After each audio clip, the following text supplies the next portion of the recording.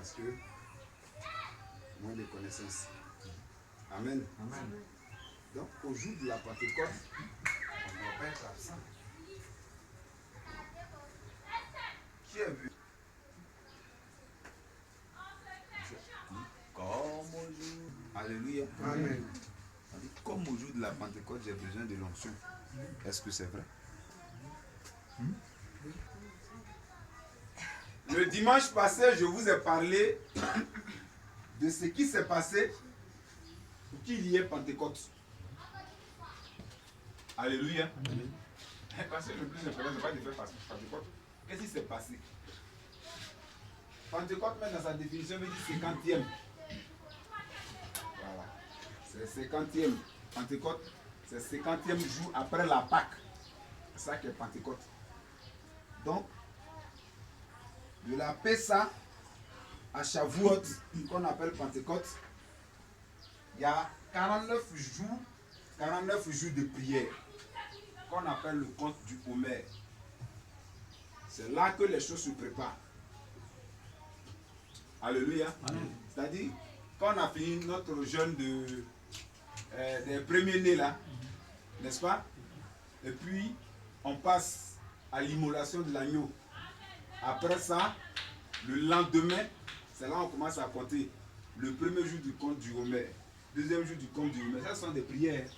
Ce sont des prières. Troisième jour du compte du Homer, quatrième jour, cinquième jour, sixième jour, septième jour, tout ça là. Ce sont des prières. Jusqu'à 49 jours. Donc hier était 49e jour du compte du Homer. Logiquement, hier, il y a une veillée de prière. Et on dort au temple. Et la journée d'aujourd'hui, on mange au temple jusqu'au soir. Chacun rentre chez lui aux environs de 20h, 21h, 22h. Voilà comment la Pentecôte se passe. Hier était le dernier jour du compte du Homer. Donc hier on a dormi, on a port à l'église.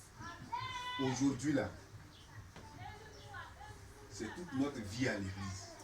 Voilà pourquoi le lendemain est férié. Parce qu'on prend le Shabbat, qui est le samedi, et puis on prend le premier jour de la semaine qu'on doit bénir, en réalité qui est dimanche. Donc on prend le deuxième jour qui est lundi pour se reposer. D'où le lundi de Pentecôte est férié. Voilà l'origine des choses. Alléluia. Amen. Moi, si on finit, après le mercredi, on va aller chanter. Alors, on finit après. Si on finit. Quand vous savez l'animal qu'on immole lors d'une alliance, c'est quoi? C'est le veau. Le veau qui est l'animal d'alliance. Voilà pourquoi le jour de la Pentecôte, chez vous à la maison, dans vos foyers, dans vos ménages, il faut préparer le veau. Parce que ce jour-là, selon les hommes, ce jour étant la Pentecôte, c'est un jour d'alliance. Sinon, selon la Bible, c'était le dimanche passé qui est en réalité un jour d'alliance. Alléluia. Amen. Que ce soit le jour dimanche passé que tu as choisi comme ce jour, nous sommes dans un jour d'alliance. Alléluia. Amen. Voilà. Nous sommes comme au jour où les 10 vierges attendaient leur époux qui devait venir. C'est pareil comme la Pentecôte. L'église attendait l'époux. Pourquoi l'église attendait l'époux? L'église attendait l'époux parce qu'on se moquait de l'église. On se moquait beaucoup de l'église. On se disait que l'homme qu'on a frappé, on a crucifié, comment vous allez nous dire encore qu'il va revenir? Comment vous allez nous dire qu'il va revenir? Est-ce qu'Abou va revenir encore? Est-ce qu'Abou va revenir? Il est parti aux États-Unis, est-ce qu'il va revenir? Abou va revenir. La Bible dit que, et la Pentecôte, ce n'est pas tout le monde qui bénéficie des bienfaits de la Pentecôte. Regardez pendant le moment des noces. Qu'est-ce qui s'est passé? Il s'est passé qu'il y avait 10 vierges qui attendaient, n'est-ce pas? Mais arrivé à un moment donné, elles sont restées 5. Pourquoi? Pourquoi elles sont restées 5? Les 5 autres, qu'est-ce qui s'est passé? Puis elles ne sont plus là. Ils ont négligé payer de l'huile. Elles ont fait quoi? Elles ont omis de payer de l'huile pour mettre dans les lampes. Est-ce que c'est parce qu'elles ont omis? Elles savent qu'à cette époque, il n'y a pas CIE. Hein? Elles sont sages. Mais au fond, elles ne croyaient pas en réalité que l'époux allait venir. Elles ne croyaient pas que l'époux allait venir. Alléluia. Sinon, si elles croyaient que l'époux allait venir, elles allaient se préparer. Parce que si tu sais que l'époux va venir tôt ou tard, tu te prépares. Alléluia. La Bible dit qu'elles ont manqué de foi. Elles ont manqué de foi. Elles n'avaient pas la foi que l'époux allait venir. Alléluia. Toutes nos vies, nous attendons toujours la Pentecôte. La Pentecôte est le symbole de quoi? L'arrivée et la descente du Saint-Esprit. Mais l'arrivée et la descente du Saint-Esprit apportent quoi dans nos vies? Qu'est-ce que ça apporte dans nos vies? Hein? Un changement. Et puis quoi encore? Qu'est-ce que ça apporte encore? Hein? Une délivrance. Et puis quoi encore? La joie. Et puis quoi encore? Voyage, tout et tout. Donc chaque jour est un jour de Pentecôte. Amen.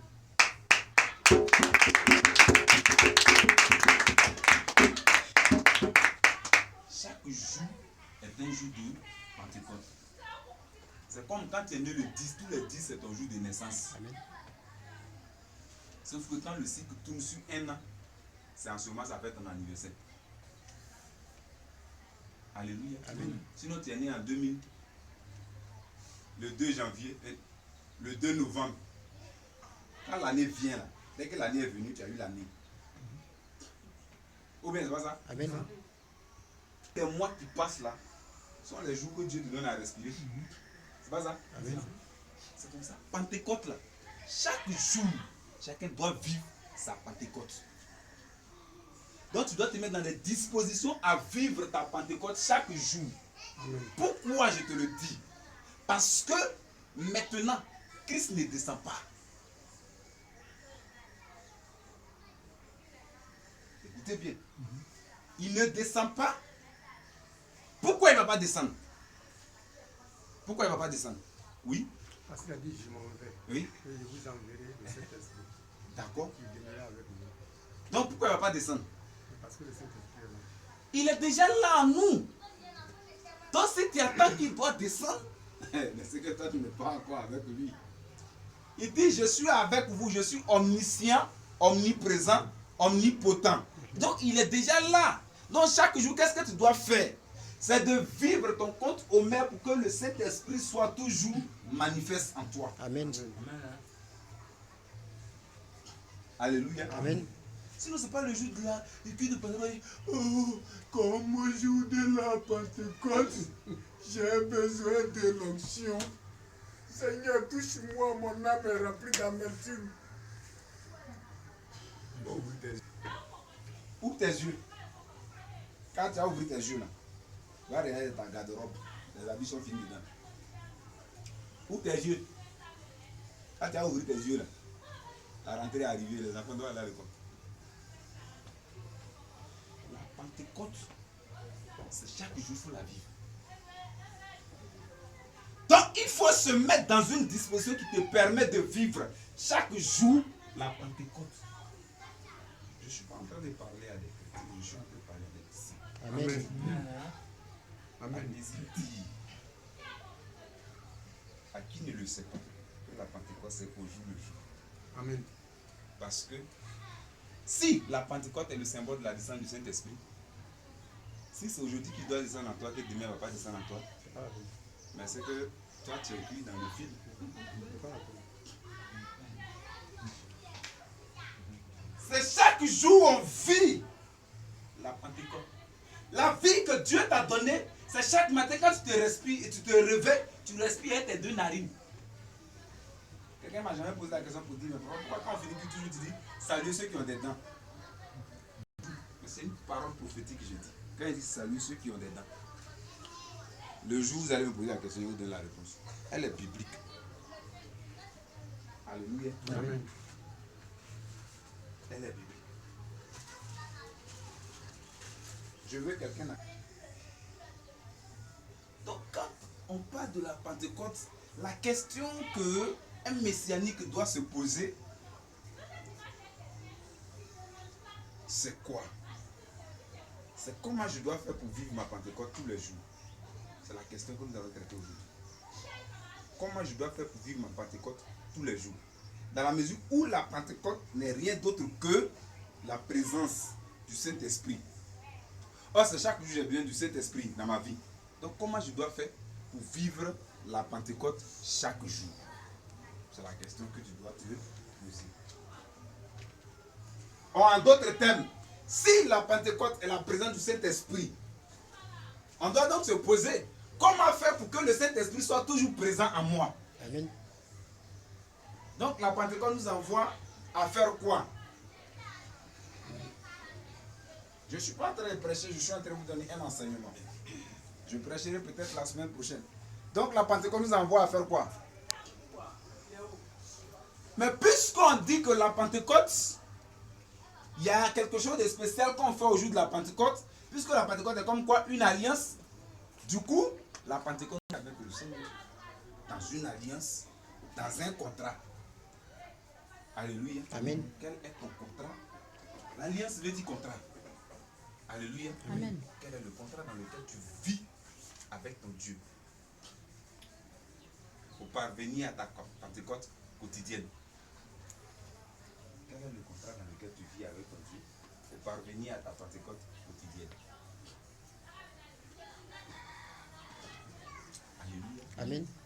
Quelle est ton alliance avec le Seigneur qui renouvelle? Ça ne renouvelle pas le Saint-Esprit dans ta vie, hein? Parce que souvent c'est des paroles qu'on attend le plus souvent, c'est un abus de langage. Le Saint-Esprit ne se renouvelle pas dans ta vie. Je tiens à vous informer que Dieu est en tout être humain, païen comme chrétien, dans la mesure où la créature humaine est de Dieu. Alléluia. Amen. Donc qu'est-ce qui se renouvelle en nous? C'est la manifestation de l'Esprit de Dieu qui se renouvelle en nous selon notre marche.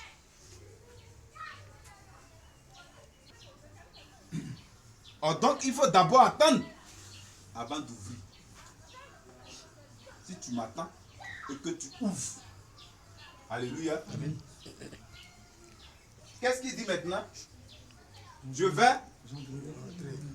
Il va d'abord faire quoi? Entrer. Et puis il va faire quoi?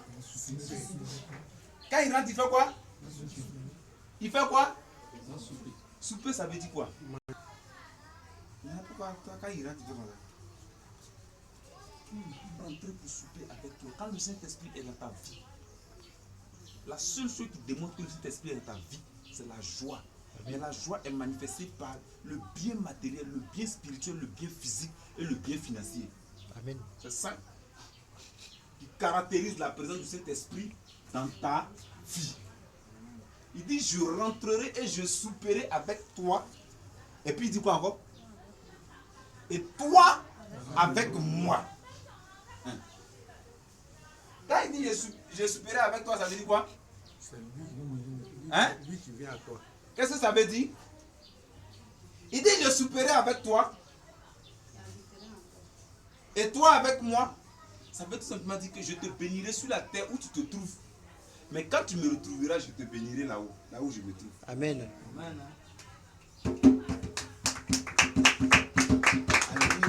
Oh, comme dans ta vie, on ne mange pas ce qui est spirituel, c'est des trucs physiques qu'on mange.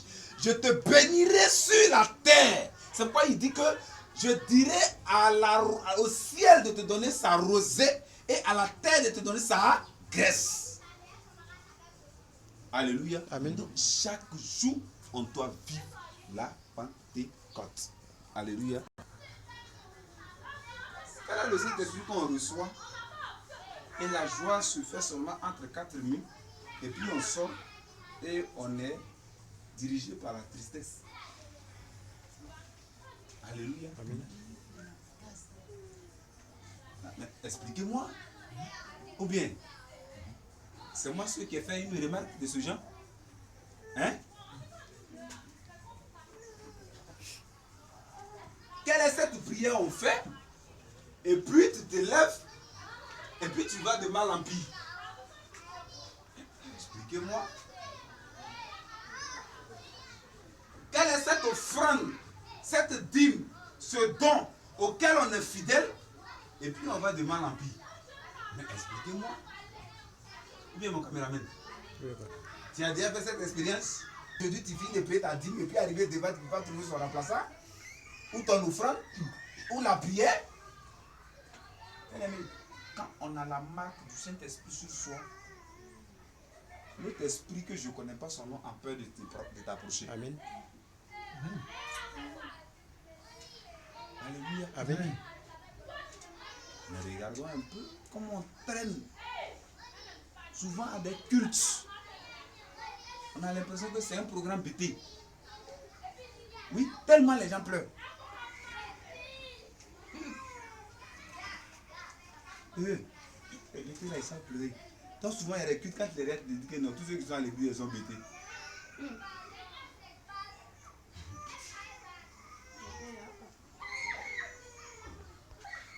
Non, non, non. Mais quelqu'un qui parle en langue, tu ne peux pas t'approcher de sa vie, tant au niveau spirituel, matériel que financier. Il parle une langue qui vient du ciel. Dieu ne choisit pas des gens qu'on respecte, mais Dieu fait respecter ceux qu'il a choisis. Amen. Quel est ce Dieu tu suis et puis tu as honte? Comment tu le suis? Où est-ce qu'il est vrai? Parce qu'il y a deux cas. Tu le suis bien, en fait, ne le suis pas bien. Si tu le suis bien, pourquoi il n'agit pas? Est-ce qu'il serait vrai? Ou il y a un problème? C'est ça. Je suis en train de vous expliquer la Pentecôte. Hein? Comme vous n'avez pas venu pour chanter, comme au jour de la Pentecôte. Puis le toit là-bas, comme ça, dessus à bouger, boum, boum, boum, boum, boum, boum. Et puis arriver à la maison, j'ai 100 francs, on peut puis magie, et puis mélanger, mettre dans un peu de huile rouge. Pour voir si ça peut faire passer une yang bien manioc ou bien du riz. Il ne sent pas aujourd'hui, il était déjà descendu. Il existe déjà sur terre, en toi, en moi. Nous devons juste nous rappeler que nous devons avoir une marche qui permettra à la manifestation du Saint-Esprit dans nos vies. Pour pouvoir enlever en nous ce qui n'est pas bien, ce qui nous empêche d'avoir ce qu'il faut avoir. Alléluia. Amen. Voilà ce à quoi sert cette Pentecôte dont il est question. Alléluia. Amen. Est-ce que quelqu'un a compris ce que je viens de dire? Amen. Est-ce que tu peux acclamer le Seigneur? C'est la Pentecôte. Demain, c'est ta Pentecôte. Après-demain, c'est ta Pentecôte. Tant que le Seigneur ouvrira tes narines pour respirer, c'est ta Pentecôte. Amen.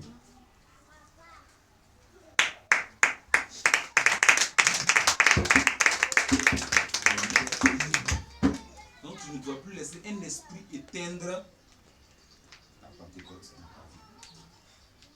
Sur le plan financier, le plan spirituel, le plan matrimonial, tu ne dois pas laisser un esprit éteindre ta Pentecôte.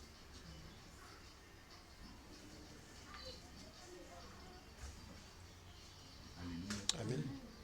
C'est pourquoi il ne faut pas faire comme celui qui n'a pas intérêt à ce que tu grandis. Alléluia. Amen. Par exemple, ma femme et moi, on est là.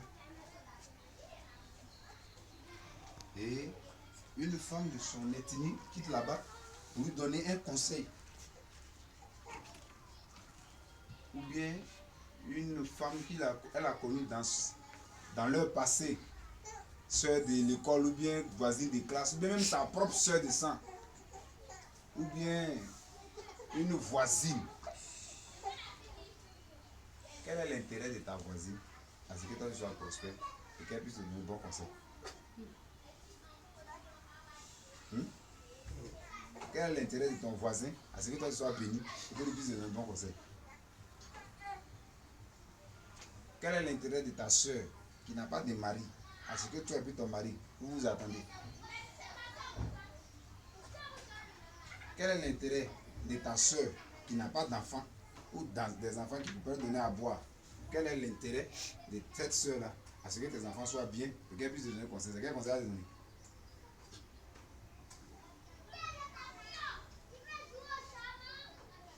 Tu te comportes bien, c'est toi et puis ta femme, vous allez rire. Tu te comportes mal, c'est toi et puis ta femme, vous allez souffrir. Tu te comportes bien, c'est toi et puis ton mari, vous allez souffrir. On doit organiser notre Pentecôte. Alléluia. Amen.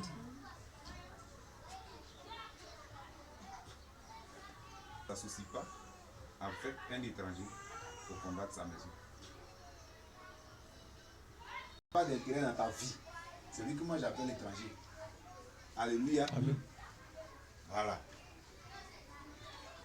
Parce que sur la terre ici, là, nous sommes dans un combat éternel à la recherche du bien-être.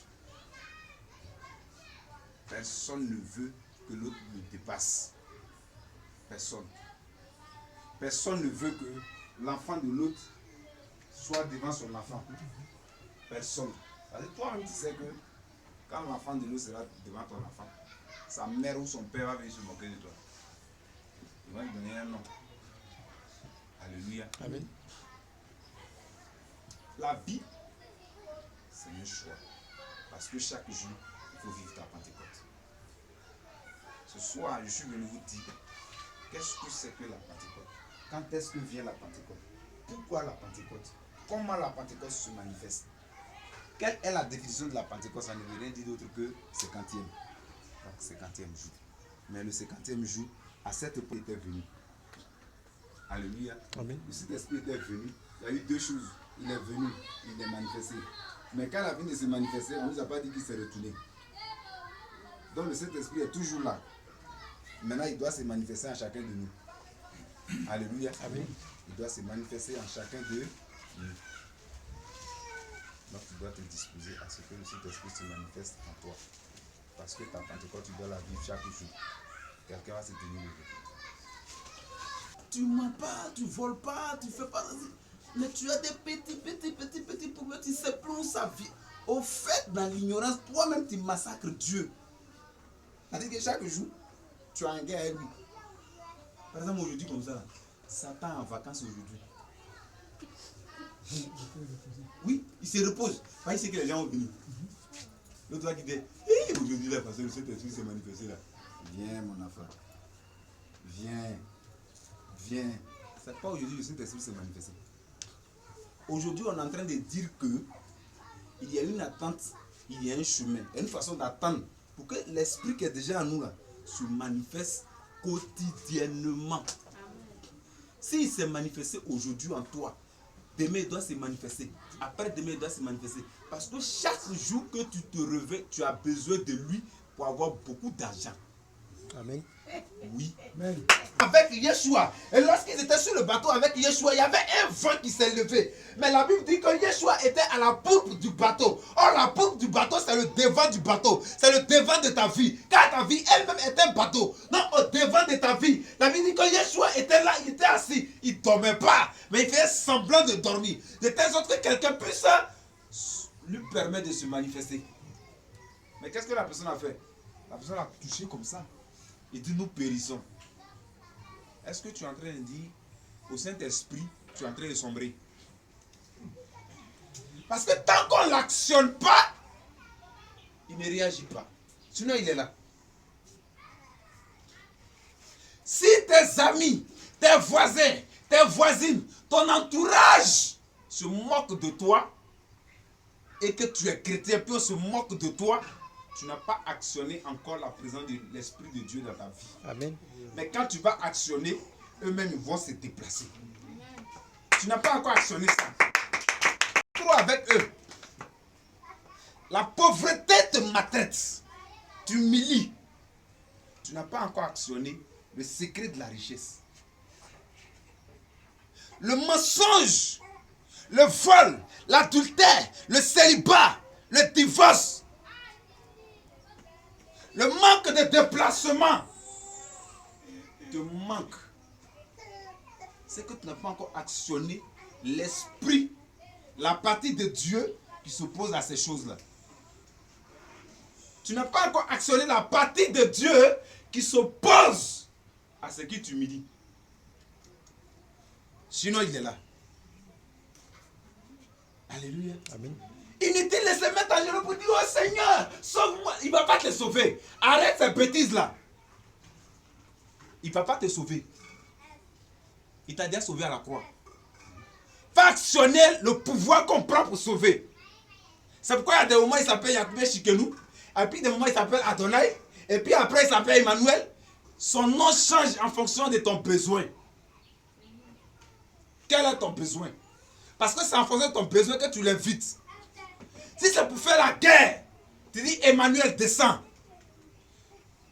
Emmanuel, manifeste-toi. Le même esprit qui est là, tu lui dis se manifester en tant qu'Emmanuel. Qui se manifeste en tant qu'El Jibor, El Rophé, El Rafa, Yahweh Shikenu, El Canaan, El Olam. Il est là. Il est là. Ah, il est là. Il est là. Oh, il est présent. Chantons, il est là. Il est là. Oh, il est là.